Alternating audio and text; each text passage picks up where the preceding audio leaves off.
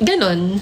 If a person says that you're so pathetic, it means that ganon.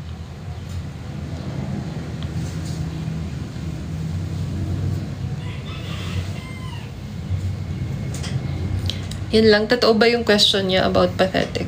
Guys, wait lang. Hindi ako makapakali sa buhok ko. Buhok pa ba to?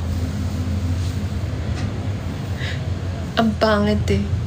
Your hair swag. Wait, what?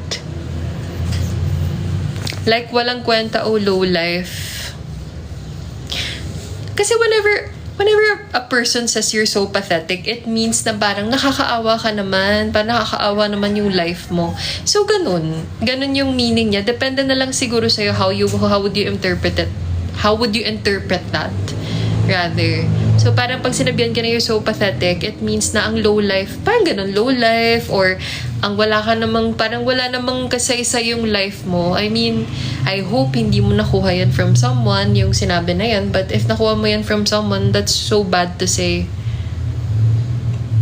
Lalo na kung galing yan sa loved one mo, diba?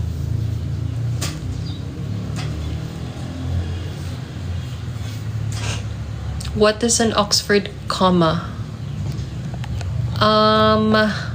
I forgot what's that. Sorry guys, my brain cells isn't working because I have to rest after this.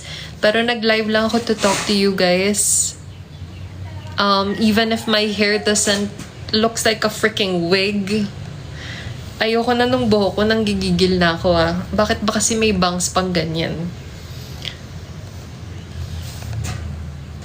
Have you experienced making an old man cry? My father. I think my father. I think he cried because I was too makulit when I was a kid. Pero bata pa ako noon. Hindi na siya nangyayari ngayon. I'm 30, guys. 30 na ako, so it won't happen again anymore. I guess if something happens, but hindi na yun mangyayari kung... You know. What's shawi? Shawi is ata shawi ba to? Guys, I don't like my lighting. I'm so sorry. I have to change it again. I'm so makulit. Dito na lang kaya tayo. Tatayo na lang ako. Mas gusto ko yung ilaw na yun eh. Na to eh. Ayoko ng ilaw nang nakaupo ko because it... Like the light in front of me. Okay. Medyo ano daw? Eto, mas better tong lighting na to. Mas gusto ko na tong lighting na to. Ayoko kasi guys ng super liwanag. My eyes is